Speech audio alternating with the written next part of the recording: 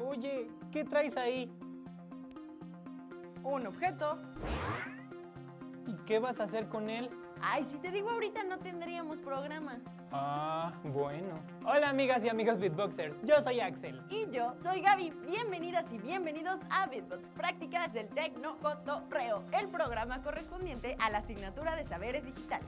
¿Ya me puedes decir un poquito de ese objeto o todavía no? Ya, está bien. ¿Te acuerdas de la programación orientada a objetos? Pues hoy hablaremos de características de los objetos, tales como identidad, comportamiento y estado. Son muy importantes. Ah, muy bien. ¿Y por qué son importantes, mi Gaby? Pues son importantes, querido amigo, porque lo digo yo. ¿Es neta? ¡Caíste! Y tú cada vez más chistosita, oye. Pero te caigo bien, no te hagas. Son importantes porque se van a relacionar con la aplicación de los objetos. Pero no te preocupes, porque vamos a ir paso a pasito, suavecito. Sopas pepinescas, mi pandilla digital. Empezamos y recuerden que yo soy Pepe Pepino.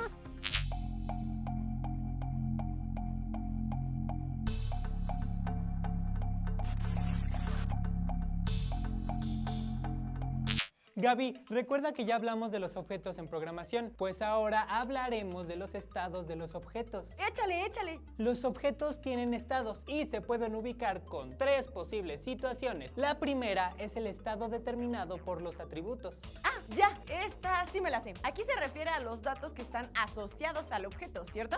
¡Tal cual! Tú muy bien. En este caso es cuando le damos valores al objeto. Si un niño tiene 8 años, se encontraría en el estado de niñez. Si tiene 17, en la juventud. ¿Y cuál sería el atributo más simple? ¡Qué bueno que preguntas! Sería tan sencillo como estado o estatus. Ok, ahora, ¿cuál sería la siguiente situación posible? La siguiente situación posible sería el estado determinado por las acciones del objeto. ¿Y cómo está ese rollo? Es cuando el objeto está realizando una acción. Por ejemplo, cuando tu coche está en movimiento, el estado del objeto es conduciendo. Ah, muy bien. ¿Y hay una tercera situación? Así es, amiga. Sería el estado pasivo o en espera, que es el estado más simple. ¿Y ese cómo se come? Axel, ¿te congelaste? ¿Viste? Estaba en estado pasivo o en espera. ¡Ay, me asustaste! Entonces, ¿estaba solo congelado? Digamos que estaba esperando a que ocurriera algo. Por ejemplo, el coche si no está en movimiento, o sea, andando, estaría en pausa y no va a hacer nada hasta que el usuario se lo indique. Ah, ya entiendo. Es como cuando yo me siento un objeto en estado pasivo. Pero tú no eres un objeto, amiga. Ni tú tampoco. Ahora cuéntame, ¿qué es la identidad de un objeto? Me toca. Se trata de la propiedad que permite diferenciar a un objeto de otro. Es decir, la identidad es lo que nos ayuda a saber si dos objetos son iguales o no. Esto depende del lenguaje de programación que utilices. Muy bien, Pepe Pepino. ¿Y qué me dices del comportamiento? Yo me porto muy bien, por cierto. ¡Ay, sí! ¡Claro! Pues el comportamiento de un objeto se relaciona con la función que tiene. El comportamiento va a determinar qué operaciones puede realizar el objeto o a qué operaciones puede responder cuando otros objetos le envían un mensaje. ¡Órale! Suena a que implica mucha reacción esto. Así es, pero no todos los objetos pueden hacer las mismas operaciones. Por lo tanto, cada objeto tendrá un comportamiento según su función, es decir, su funcionalidad. ¡Guau! Y me imagino que esto tendrá que ver en cómo se asocia la funcionalidad que se necesita, de acuerdo con la aplicación de clases, ¿cierto? Así es. ¡Qué chido! Pues para hablarnos más de los objetos, tenemos a nuestro invitado que proviene de la tercera dimensión desconocida. Y yo soy el 3G. Y otra vez me trajeron a esta onda del tecnocotorreo. ¡Ah, muchachitos! Y si de objetos se trata, yo les puedo hablar de mi bastón, de mi juego de ajedrez, de la bufanda que me regaló esa chonita. Ay, por cierto, que no la hallo. Pero mejor vayamos a la siguiente sección mientras la encuentro. Sí, vayamos con hágalo usted mismo.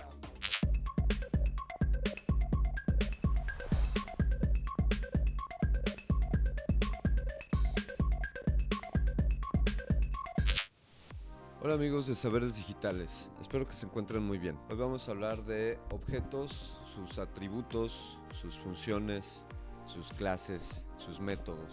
Hemos hablado anteriormente del paradigma de la programación orientada a objetos, donde cada cosa es tratada como un objeto. Recordemos esto remembrando a la realidad. Vamos a poner el ejemplo de un taxi. Entonces, en programación orientada a objetos, los objetos tienen algo que son las características y estos son los atributos, por ejemplo, el color o el número de pasajeros. También hay algo que se llaman los métodos, es decir, las cosas que puede hacer ese objeto. Puede transportar pasajeros, puede tocar el claxon o puede tener distintas funciones. Y para crear estos objetos creamos algo que son las plantillas, y ya estas las conocemos como clases, y estas clases pues nos sirven como plantilla para crear nuevos objetos o para crear instancias de objetos. Vamos a hablar en esta ocasión un poco más sobre los objetos, cuáles son sus características. Bueno, como decíamos, un objeto es una cosa tangible, es algo que se puede entender de manera abstracta, representa un ítem o un elemento que es individual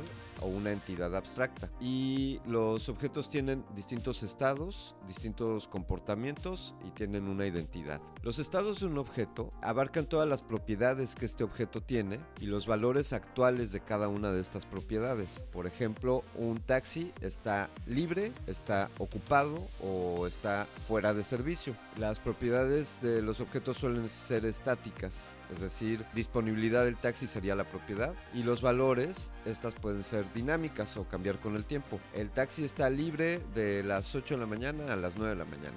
Está ocupado de las 10 de la mañana a las 11 de la mañana. El hecho de que los objetos tengan un estado implica que ocupan un espacio, ya que en el mundo físico se está ocupando cierta memoria del ordenador, de la computadora. Es decir, mientras el objeto esté en un estado o en otro, se está ocupando espacio de memoria en la computadora, en el disco, y por ello decimos que ocupa un espacio físico. Por otro lado, no se debe de confundir a los objetos que pueden mutar de acuerdo al tiempo y que pueden ser creados, destruidos o compartidos, de acuerdo a los valores que tengan en una variable asignada. También los objetos representan el efecto acumulado de su comportamiento, es decir, si el taxi ha sido ocupado y desocupado tantas veces, bueno, pues al cabo de un tiempo tendrá una suma de estados y que podríamos decir que el taxi ha sido ocupado X número de veces. Recordemos que los objetos tienen una identidad, los hacemos únicos, aunque estos provengan de una plantilla, de una clase, y la identidad es la propiedad de un objeto que los hace distinguirse de otros. Es decir, aunque todos los taxis tengan número de pasajeros, tengan disponibilidad o puedan tocar el claxon, cada taxi tendrá un identificador que lo hace único. El comportamiento de los objetos. Bueno, los objetos se comportan de acuerdo a los cambios de estado, es decir, cuando el taxi está ocupado, pues se comporta de manera diferente a cuando está libre. Desde luego, cuando está ocupado, pues no permitiría nuevos pasajeros, y cuando está libre, pues permite pasajeros. El comportamiento de un objeto representa su actividad externamente visible y son las operaciones que puede realizar las que le dan estas características de ser único. Hablemos de algunos aspectos de los objetos y de su comportamiento. Podemos decir que un modificador altera el estado de este objeto, que un selector nos permite acceder al estado de un objeto sin alterarlo, un iterador nos permite que accedamos a todas las partes de un objeto, y un constructor nos permite crear un objeto y o inicializarlo de acuerdo al estado. Un destructor libera el estado o el espacio de memoria que el objeto esté utilizando e incluso destruye el objeto. Con esto, amigos, les doy un panorama general de los objetos, de sus estados. Espero que esto les haya aclarado un poco más sobre el paradigma de programación orientada a objetos, y espero verlos próximamente.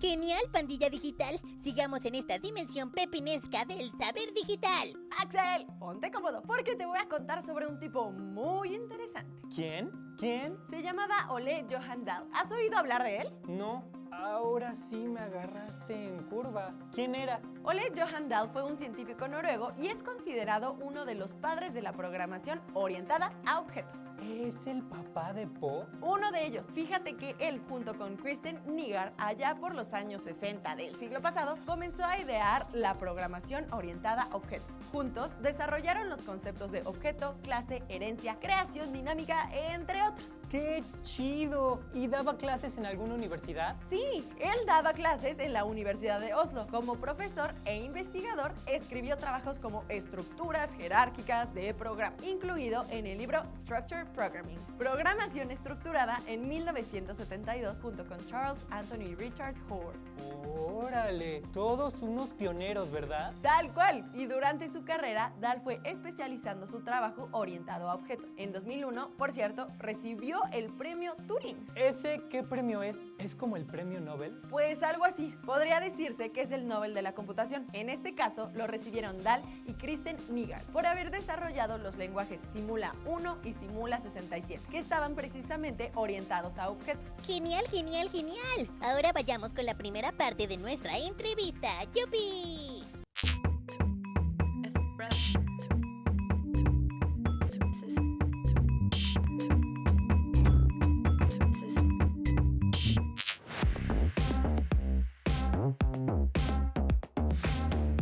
Hola, yo soy Darinka Martínez Mallorquín, soy programadora y actualmente me dedico a dar clases en nivel secundaria para primero, segundo y tercer grado en la materia de informática. Para empezar, debemos definir o entender qué es un objeto. Un objeto puede ser un lápiz, una piedra, un peluche, un carro o hasta una persona.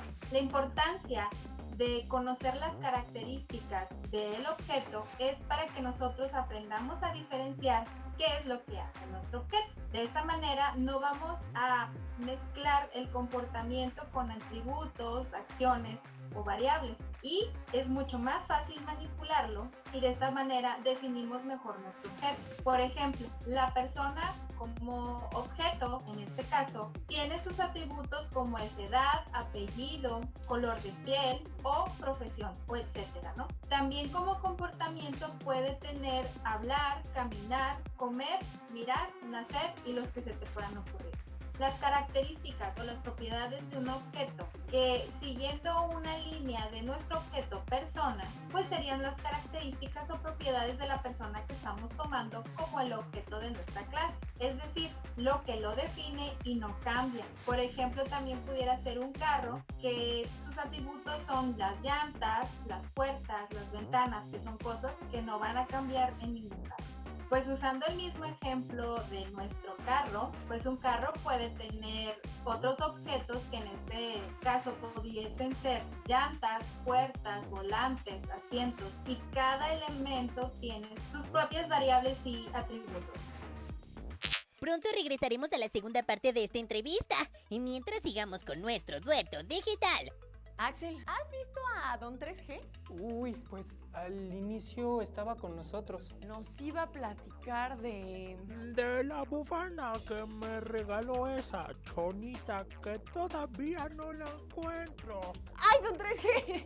Pues, ¿dónde la habrá dejado usted? Ayúdame a encontrarla, mijita. Bueno, a cambio de que usted nos ayude con más información digital, ¿va? Trato hecho, jamás deshecho. Hablando se entiende la gente. Pues les voy a contar algunas curiosidades que solo saben los programadores. ¿A poco usted es programador, Don 3G? Era, pero todavía me la sé. Mira, por ejemplo, todo es ceros y unos. ¿Y eso? Pues por el lenguaje binario, que es la base de todo. También les voy a contar que un punto y coma perdido puede crear una locura en tu código. Ay, como la locura que traigo por esa bufanda que no encuentro. Órale, ¿a poco tan grave puede ser? No tienen idea.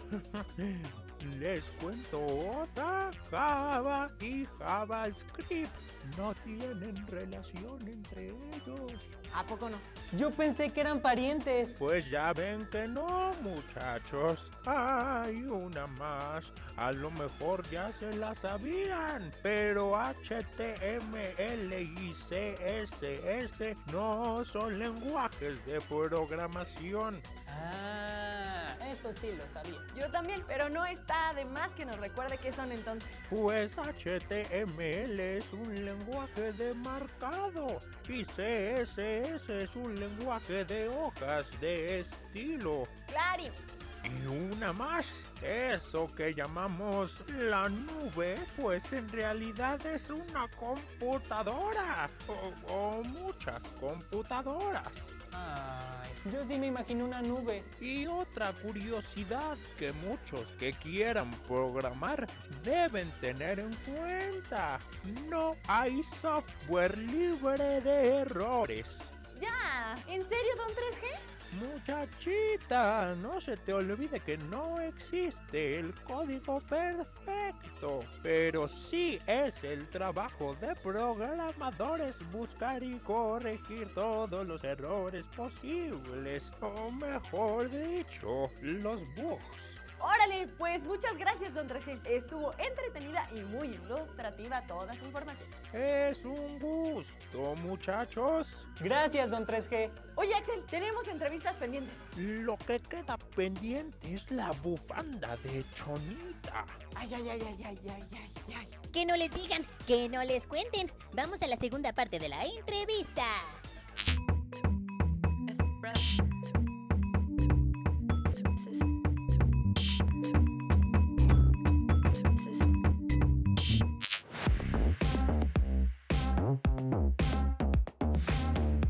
Usando como referencia nuestro ejemplo anterior del carro, pues un carro puede tener como objetos llantas, puertas, volante, asiento, y cada elemento o cada objeto tiene sus variables y sus atributos. Por comportamiento debemos entender que son las acciones o los métodos que hará nuestro objeto. Volviendo al ejemplo de la persona, pues su comportamiento tiene que ser hablar, caminar, comer, mirar, avanzar o cualquier acción que consideres que tu objeto va a realizar. No debemos generar código procedural y tener siempre una estructura correcta de jerarquía de clases y abstracciones de objetos. Principalmente no se debe generar código procedural y tener siempre una estructura correcta en jerarquía de clases, así como la abstracción de objetos. Pues las ventajas de programar en orientación a objetos es la reusabilidad, lo cual significa que cuando hemos diseñado adecuadamente las clases las podemos usar en distintas partes de nuestro programa en numerosos proyectos. Lo que hace que sea mantenible es que, debido a su sencillez para abstraer el problema, los programas orientados a objetos son mucho más sencillos de leer y comprender, pues nos permiten ocultar detalles de implementación, dejando visibles solamente aquellos que son relevantes para nuestro sistema. Muchas gracias, Axel y Gaby, por la invitación. Espero que mi aportación les sea de mucha ayuda, y a continuación pues les dejo mi contacto para cualquier cosa que quieran consultarme.